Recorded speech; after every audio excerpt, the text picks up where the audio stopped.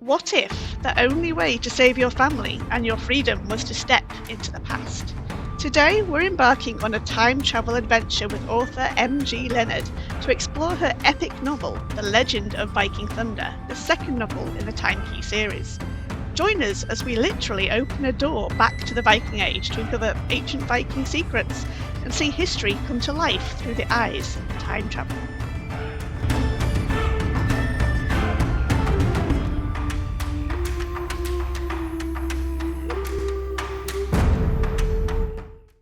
Welcome to the Valhalla Conversations podcast. Maya Leonard, welcome. Thank you for having me. I'm really excited to talk to you about all things Vikings.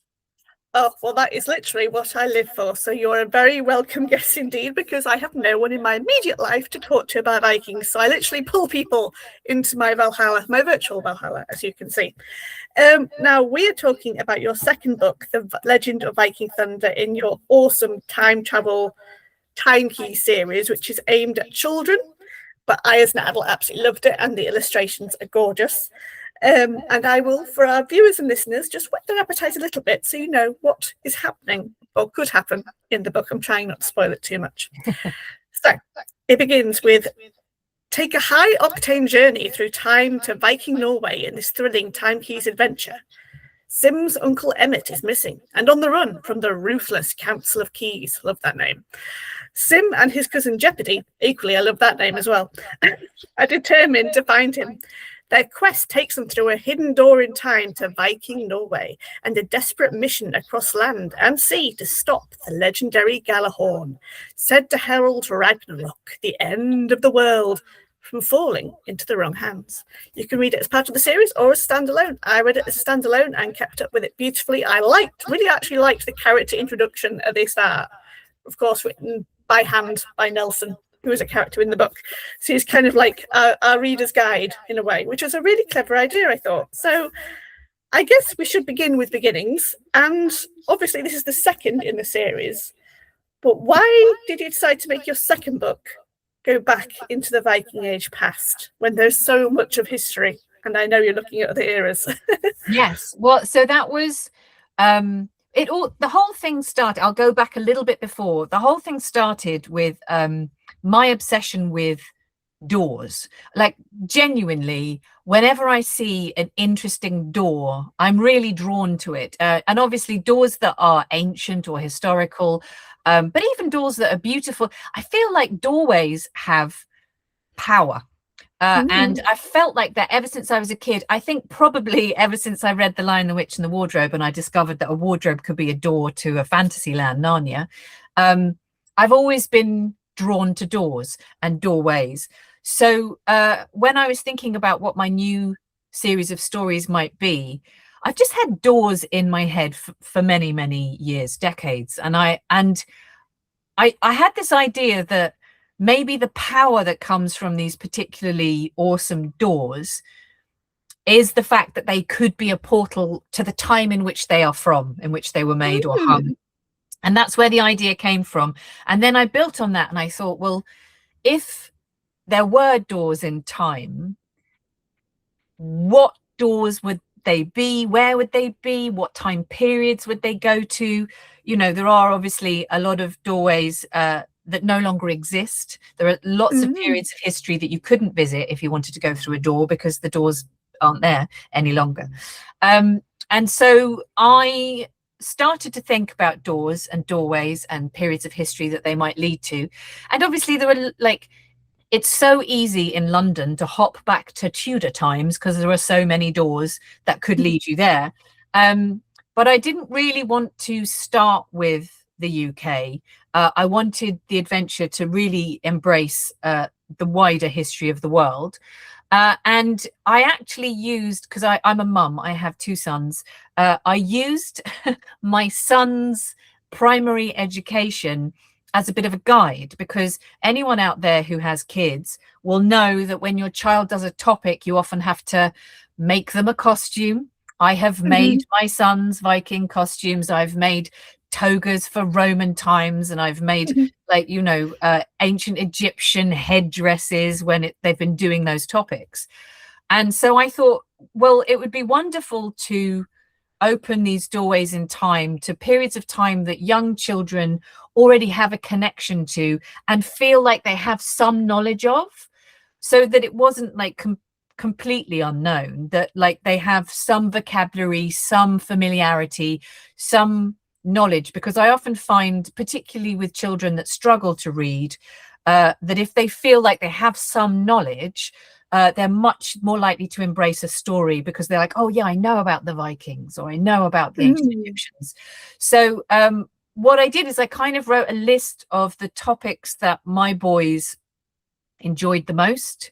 Vikings was high up there. Ancient Egypt with the pyramids and all of that kind of stuff was a favorite of my older sons, but my younger son really loved the Vikings.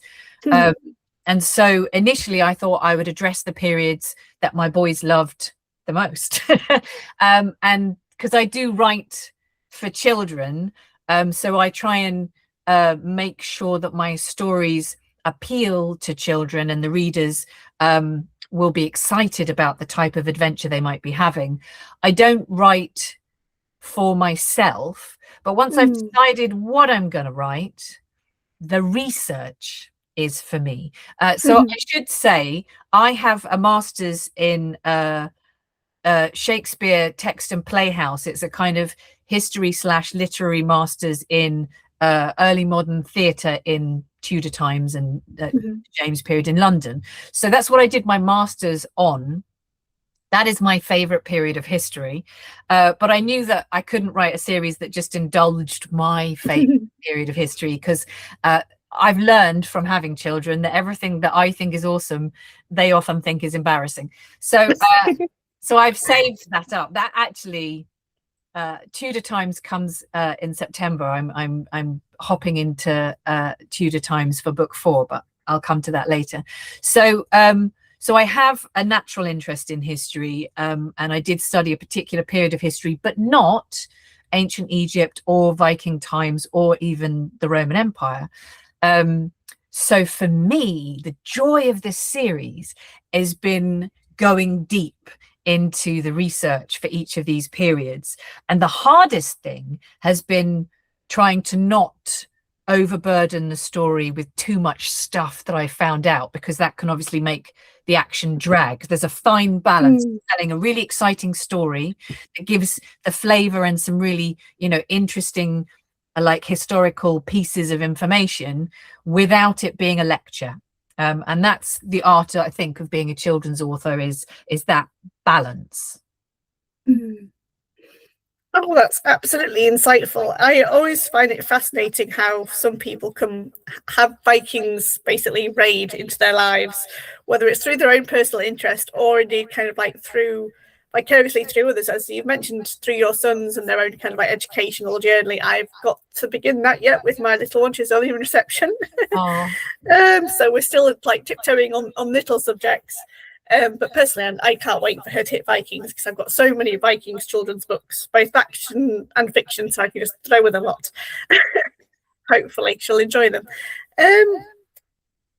But as you say, there's such a lot to each era of history, whether it's ancient Egypt, Roman, Elizabethan, Tudor, or of course Vikings. It's almost like walking into a sweet shop, I almost find, once you do start kind of like reading about this and reading about that, and then you've got to cherry pick which ones to put in to your story. Now, of course, with the Legend of Viking Thunder, our protagonists Sim, Jeopardy and Nelson find themselves in 11th century Norway. So it's quite late in what most people think of the Viking Age, but the Viking Age has such a big span. In any era, basically, before the 12 could be classed as the Viking Age. But I quite liked how you kind of like recognized there was the kind of like rise of Christianity alongside the paganism. And of course, the fact that they weren't just following kind of like a prince or a king of Norway, or any of the famous figures like Harald Hardrada or Olaf Tryggvason or any of the other few that I can't quite pitch the name off my head. But you kind of had them meet more common Vikings, and obviously Vikings of their own age. They met Viking children. I mean, I personally love the Viking girl with the hen. I thought, why not? Why wouldn't they have pets? I mean, they might not want to kill that one for meat or kind of like farm it for hens, but I kind of like liked that dynamic, that you really bring it not just to a human level, as there's an adult reading, but obviously to the children's reading at children's level, which of course is always good because they like to read about people like them more than adults doing it all. Of course, that's why Harry Potter became such a global phenomenon, among other things. So I guess kind of like what led you to setting it at the Borgund Stave Church in Norway? Well, there was a couple of things. So I've decided, often with creative projects, the best thing you can do is give yourself boundaries and rules that you have to follow. And that really helps you construct a story. I was struck particularly by two specific things. The first one was that every time I read, what I'm just going to call like a commercial Viking history book, they always say that the Viking Age ends with the Battle of Hastings in 1066. And I found this particularly, English-centric, peculiar, because I know that the people of Scandinavia do not feel like this battle of William of Normandy in southern England really ended the Viking Age. It's a very British thing to do, is to choose something in our history that ends an age of a history that is not ours. And so I found that statement, which is in a lot of books actually, peculiar. So that was the first thing. I thought, that's odd. The Viking Age ends in 1066. Does it? I don't think it does. So that was my first thing, was I really didn't want to start with the Vikings in Britain, which is often how it's taught in primary schools in the UK. It's very UK centric. They only are interested in what happened when the Vikings invaded. But I was much more interested in looking at actual Viking history rather than British take on Viking history. And so I knew that I wanted the type, because there are a couple of Viking doors in the UK, and they obviously do feature later in the book. But I wanted to take my children to Norway, to Scandinavia, to have them go through an actual Viking door into Scandinavian Viking life. And so I looked at all of the buildings that exist, and they are only stave churches that exist that could take you back to those times. And I was particularly taken by the Borgund Stave Church. I think it is an exquisite piece of architecture. Like, I think it looks like a fairy tale building, and I think a child will find it completely wonderful. And I was like, that was my way in. And I knew that church was built in around 1180. And that is the beginning of the wave of Christianity that spread through Scandinavia. And obviously it didn't spread fast. They didn't have the internet. No. It took time. But also that stave church is built on a place that a pagan religious building probably stood. The altar stone is definitely way older than the church.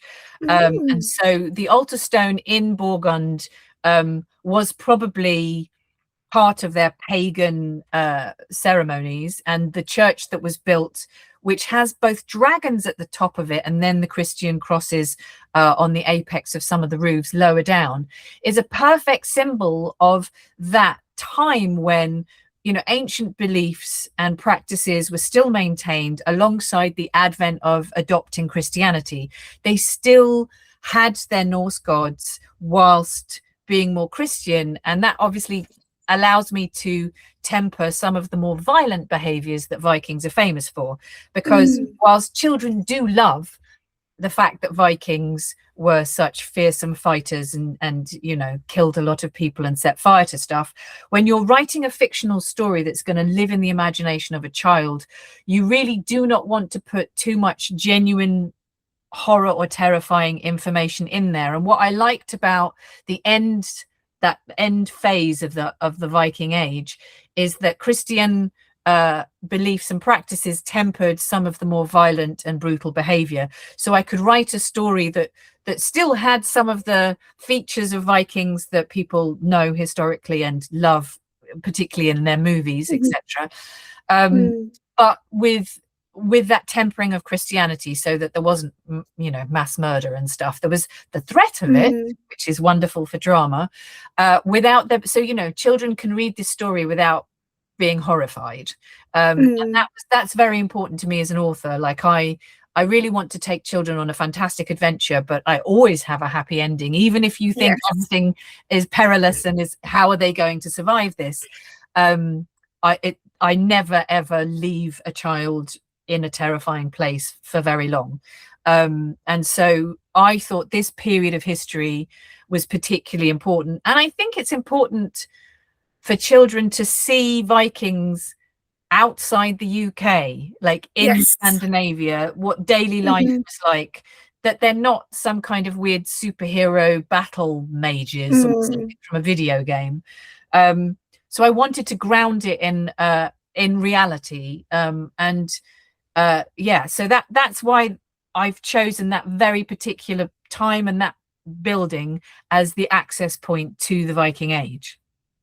Wow, that is really insightful, and I completely agree with you about kind of like the levels of drama, tension, and of course danger to the character's existence that could, of course, traumatize some children. I mean, my 5.5-year-old, bless her, she really wanted to watch K-pop Demon Hunters because she said all her friends at school had. She liked the first half up until the kind of like the scene where she shows off her patterns, and she didn't like the shouting. She goes, "Mummy, I don't like it. They're shouting too much." So I said, okay, we'll pause it here. But I said, don't worry, it does have a happy ending. We just need to get to it. Yes. So I completely do kind of like relate very strongly on that level. I must admit, when I read this book, I thought, oh, there might be things that I know. Kind of, I've read a lot of children's fiction, but I've also read a lot of Viking Age historical fiction for adults. So that's how I basically absorb it all like a sponge. But what I didn't know, and this is a fascinating story, is about the 2 golden horns that you feature in the book. Can you please tell us more? And they are real. Yes. So I try very hard. When I do research, I don't know what kind of story I'm going to write. So, you know, first of all, I look for a door, and I look at what selection of doors are available to me and what kind of locations they're in, and what might lead from that. But I needed there to be a reason why they would go through the door. You know, all of these adventures are some kind of solving a mystery or questing for a particular item, or like a treasure hunt or something. And I was like, what could the reason be? And what I haven't said is that the way that these doors in time open is through music. So only children can open these doors in time, because only children can hear the sound the door makes, the frequency that it resonates at, and they can play musical instruments that will harmonize and resonate with that door, and that's the key to opening the door. So children are the time keys. And so I'm always interested in musical instruments. So I happened, very luckily, of course, in my searching online, to just wonder whether there were any Viking instruments. What musical instruments did they play? Are there any in existence? You know, and obviously one of the first things that came up just generally was Viking horn. And so I was like, are there any famous Viking horns? Like, you know, and I stumbled on this mystery of the horns of Galahus, which are the horns that are mentioned in the story. And it's such an incredible tale. So these are 2 Viking horns that were solid gold, that were discovered in Denmark. One was dug up by apparently a peasant girl in a field, and it was covered in these runes, and it was gold. And back then, when it was discovered, anything that was uncovered of any value belonged to the king of Denmark. So immediately it was sent to the palace. And a few years later, not far away in the same field, a second horn was discovered. Again, a bit smaller, covered in these incredible runes, gold. And this too was sent to the king's palace. And a little while later, this practice of displaying all of your archaeological finds and your kind of natural history specimens, like birds' eggs and nests and fossils, in a splendid kind of museum-like space, became really fashionable. And so indeed the king had a palace, and on a kind of like extra wing of this palace he had this room where he displayed all these artifacts. It was considered a sign of culture and knowledge and wealth if you had one of these spaces. And someone obviously I've hijacked the story at this point and I've started to make it fiction, but again, true story, someone broke in and stole the horns and melted them down for gold, and then tried to sell jewelry made from these horns. But luckily before this happened, they had made a rubbing of the runes and drawn the plans of these horns and actually sent them on horses. I think it was to the Pope. I think it was a way of trying to impress the Pope, like, look what we found. And that rider was accosted and the plans were stolen. But a second copy of these plans had been held by the king, so he got horns made up that were replicas of the ones that were stolen and melted down, and those were stolen too. Oh gosh. Yeah, every replica that had been made in those times kept getting stolen, and it was almost like there was something about these horns that were just powerful and everyone wanted them, and we don't even know who or why they were being stolen, or why the plans were stolen and never made it to the king, why the replicas were stolen. And so the more I kind of researched this true story, I was like, oh, what if the guy who stole the original horns was a time key trapped in time, and that's what Uncle Emmett is trying to get his hold on, get his hands on. And then always as an author, you're always asking, but why? What's so special about these horns? What is it about these horns? And at the same time, when I had been learning about Viking instruments, I read about the Galahorn, Heimdall's horn, which is so loud it can be heard across all the realms and is the signal for the beginning of Ragnarok, the war to end all worlds. And so I was like, if I can take something from mythology and bring it into the reality of the story based on some actual archaeological mystery, I think that would be like fascinating, because if you just even Google those horns, you're going to get the real story. And for children, if they're working in school or they're reading a story and a teacher wants to do like a bit of research, you're going to realize that, oh, that is all true. I didn't make any of that up. It was a gift from history. And I've just made the connection between Heimdall's Galahorn and these real horns that were discovered. And because it's a musical instrument and Jeopardy is a trumpet player, which I had decided before I started writing this, I was like, oh, well, it's obviously going to be her instrument.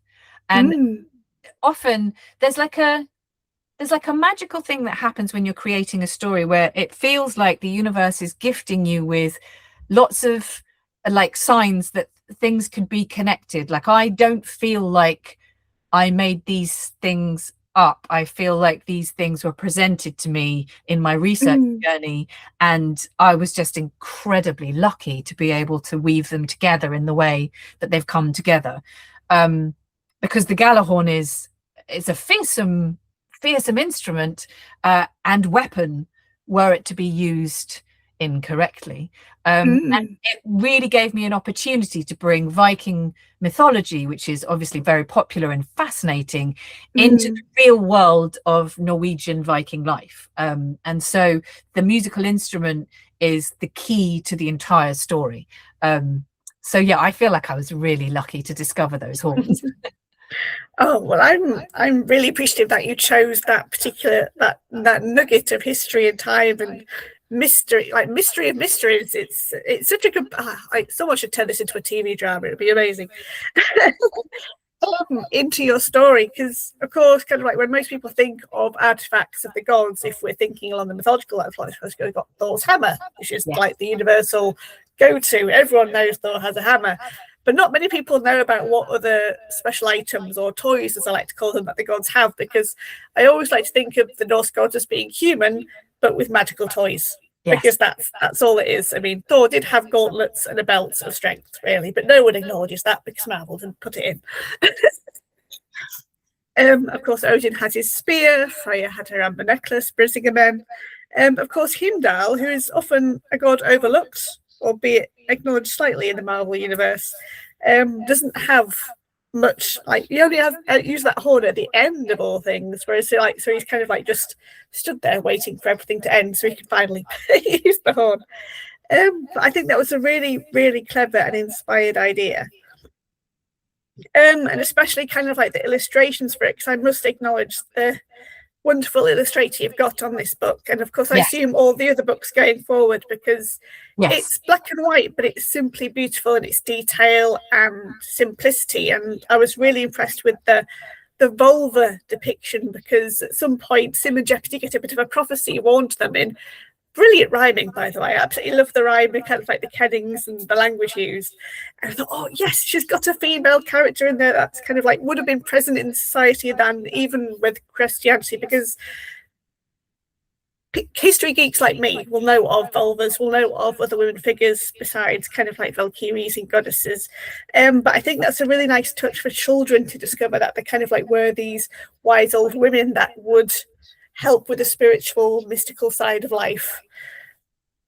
Yes, and you know, like, so first of all, on the illustrations, Manuel Sumberek is the illustrator. He's Croatian, and what's really interesting is his I mean, he speaks English, but his English isn't like his first language, and so with all of the illustrations in the book, as I'm writing the book, obviously I have loads of visual references whilst I'm doing my research. I've got like folders and folders of articles and pictures and, you know, all of these kinds of things. So what I do, because there are 40 illustrations in each book, particularly I think to help young readers with some of the text, like if they've got a visual that's adjacent to what they're reading, it really helps ground them. So it's very important that the illustrations accurately reflect what's in the story. And so when it comes to each illustration, I write the brief for Manuel, and I provide a series of visual references so that he knows, like if I just said, you know, draw a vulva here, I'm not sure that it would end up being what I need it to be. So I'm incredibly specific, because also, I mean, he does the covers as well. So he's doing, you know, more than 40 illustrations for a book, and always with these things, there's time pressure. So everything I can do to help him get it right first time when he does the rough, and like anything I can do to give him references, sometimes I give him links to things so that he can look, is helpful. And it also means that like we don't spend lots of time going backwards and forwards of me going, no, I don't like that one, because he pretty much gets it in his rough. When he sends me the roughs, he's pretty much like 90% of the time he's totally got it right. And I try and just make sure that like the important historical details are there, for children to kind of read that information visually. And he's an incredible illustrator. Like there's so much drama and atmosphere in his pictures that really support what's going on in the story. I feel really lucky that he is illustrating this series, and every single book, which is obviously a different period of history, has its own unique style. Like, so you know, the Viking illustrations feel very Viking, you know, they're very different from the ancient Egypt ones. So yeah, he's incredible, and I feel very lucky to have him on board with this. I loved his picture of the dragon when the story is being told of Ragnar and his son. Yes, that was a lovely touch. Yeah. I think kind of like besides the vulva one, the other striking one is when one of the bad guys from the Council of Keys turns up in the longhouse, and it's cinematically like a dramatic entrance. Just that one page, that one picture. I'm like, yes, I feel nervous now. Or the character's nervous. Yes, everyone's nervous. This bad guy has just entered the room. Yes. Absolutely. Hilarious fun fact about Penhooligan, the bad guy.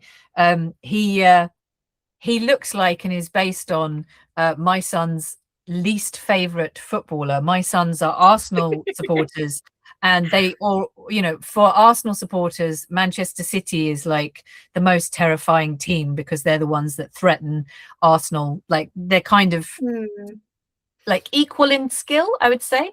And the striker for Man City is a Norwegian and looks like a Viking. I call him the Viking.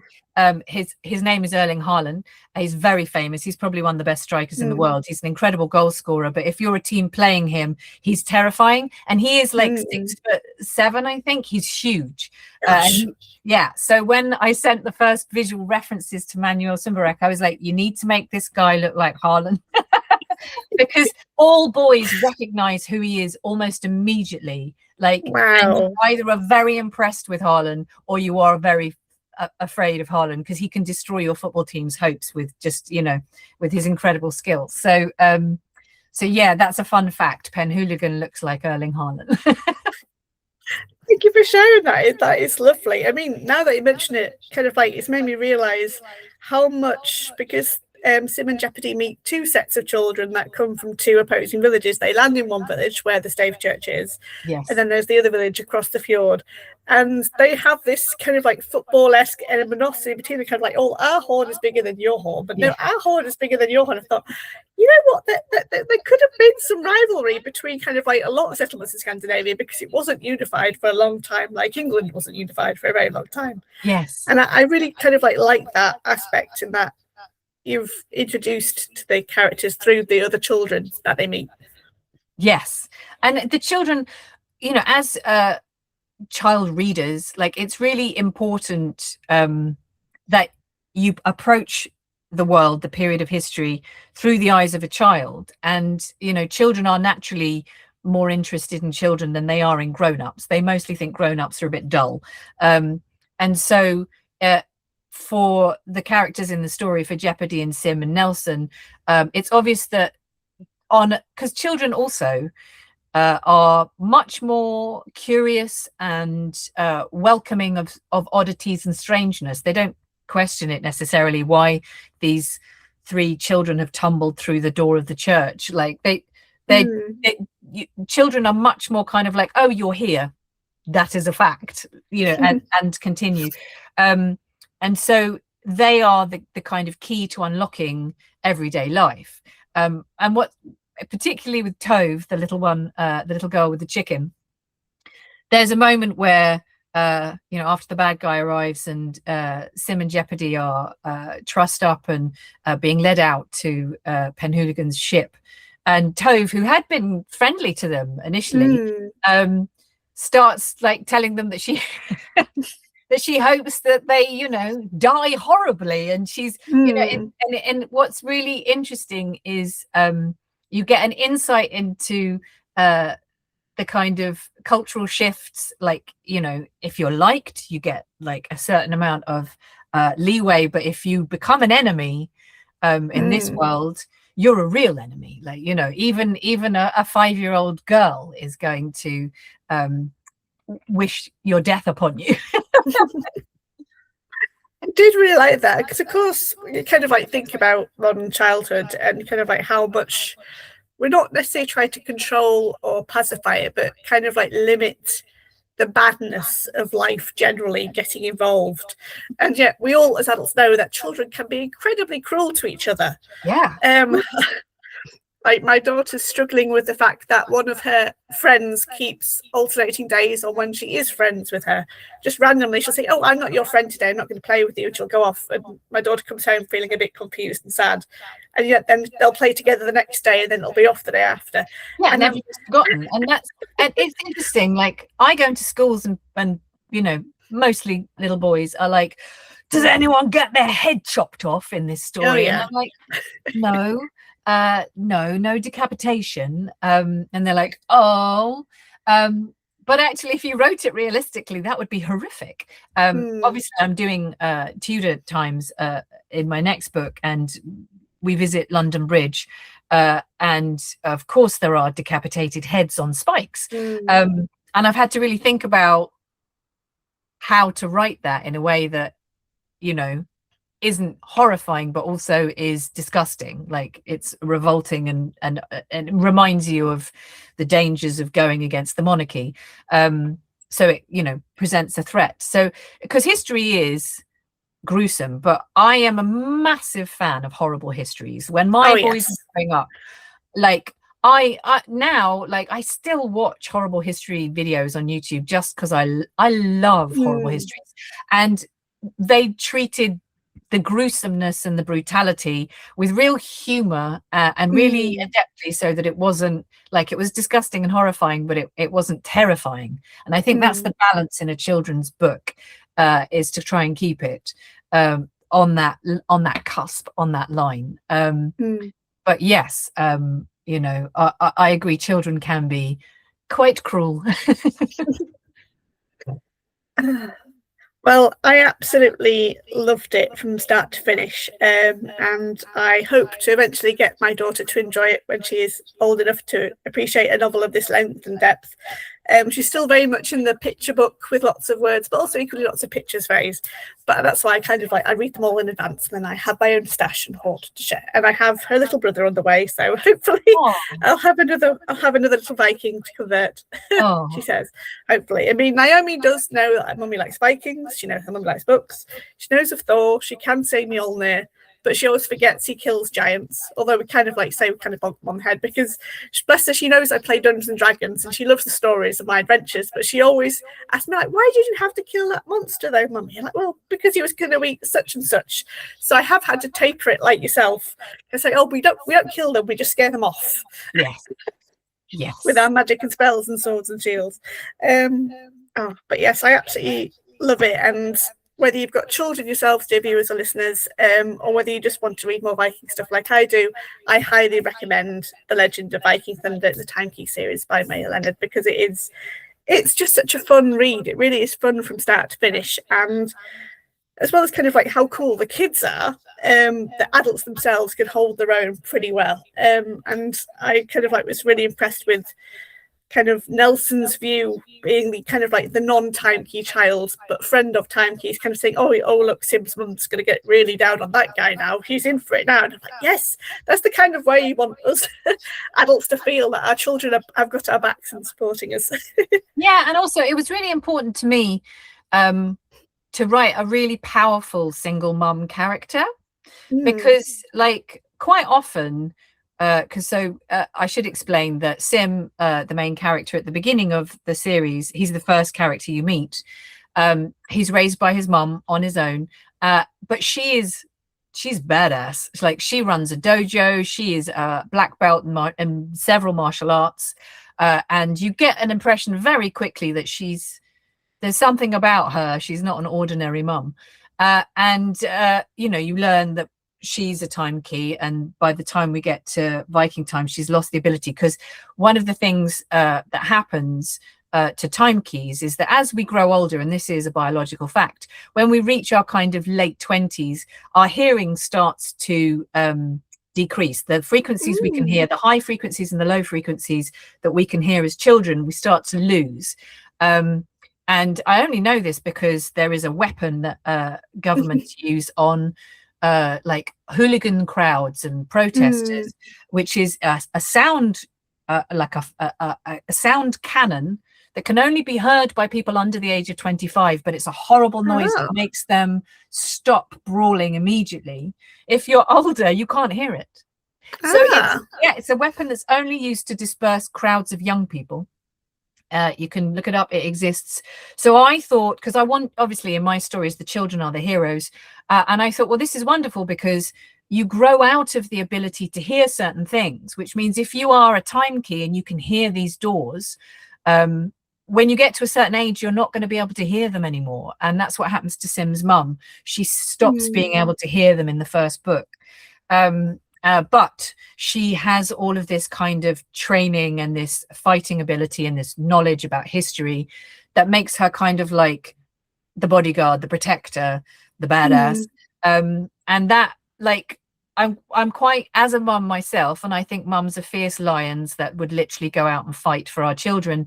I don't often see that in a kid's book. I often see, like, you know, either boring mums or distracted mums or busy mums or tired mums or sad mums or depressed mums who have to be got rid of, or dead mums, so that an adventure can take place. And I was like, well, what about the badass mums and the passionate mums, and because really we are all lions. We will fight for our children. And I really wanted that to be a part of the story, without her stealing, you know, the limelight from our main characters. So I think that, like, she's a really important character. But also so is Nelson, because Nelson doesn't have the ability to travel in time. He finds another kind of place for himself, and he's a thinker. He realizes, he's a really smart, intelligent boy, and he realizes that, you know, if you're traveling to different points in history and you're changing events, that could be dangerous. And he starts to question what the Council of Keys is doing and why. And he's the investigative mind that's beginning to put pieces of a puzzle together in his notebooks as he's thinking and working things out. Sim and Jeopardy are so busy having the adventure, they don't really have much time to think. And so Nelson is the observant one. He's kind of like the Sherlock Holmes of the trio. And as the series goes on, he starts to realize, well, what is the council doing in Viking times? Why are they here? Like, what are they doing in ancient Egypt? Why are they there? If they're in those places, where else might they be? And so all of that over the series, like, the idea is that each adventure can be read as a standalone adventure. Like, you know, you will have an adventure in that period of time, but there is an overarching narrative that is really rewarding for children reading the entire series. But the other thing is that I think inside all us grown-ups, there is a child of a certain age. I think I'm probably about 12 or 13, and I write books that I know that I, as an adult, would find interesting. And I know, as a parent who's read to her children, some children's books are a bit thin, like not a lot in there. And I've been bored reading to my kids and just and so I try and write books that if you were reading to your kid as an adult, there's stuff in there for you too. There's some jokes that some children would not get. There's a level of knowledge and understanding that if a child loves the story, let's say they love Viking Thunder and they read it 6 or 7 times, which is what children do, there's layers of knowledge and history and information that will make it a rich experience again and again. That will actually, you know, they might miss on the first reading. And as a parent reading to a child will find it interesting. I think, you know, good children's fiction is better than most grown-up novels. I genuinely think that. So I work very hard to kind of layer it and make it a rewarding reading experience, no matter what age you are. Obviously, the publishers market my books for kids, but I do like them myself, and I am old. Well, I always have the opinion that once you know how to read, there's no age limit on books, really. I don't think. It's kind of like, it's not kind of like an age limit going up. It's more like there's no age limit going down. So you can read for as long as you like. And I kind of like often say to my mum, she goes, "Oh, have you been reading?" Like, no, I've just been reading all Naomi's bedtime books. That's the reading time I have. And then there's life in general and everything else getting in the way. So I did make a good effort to read this once it popped up on my algorithm. I'll always be happy to for social media for introducing me to this series, and of course to you. And I guess the last point that I'll just squeeze in before we end is I did also really appreciate the way you acknowledged storytelling itself within the Viking Age setting, in that one of the Viking Age kids, I believe he was the son of a farmer. Yes. And Jeopardy encourages him through one of their various escapades in the Great Hall to just step up and tell everyone a story whilst they do something. And he doesn't get away with it, but he succeeds in it. And that kind of like, she said, well, you can do it. Take that inspiration, go forth, change your life, become a storyteller, not a farmer. And I think that's a wonderful thing. Because again, that's another aspect of Viking culture and heritage and history that most children don't realise, that all their stories were oral. They were they were the earliest audiobook listeners possible. When you think about it.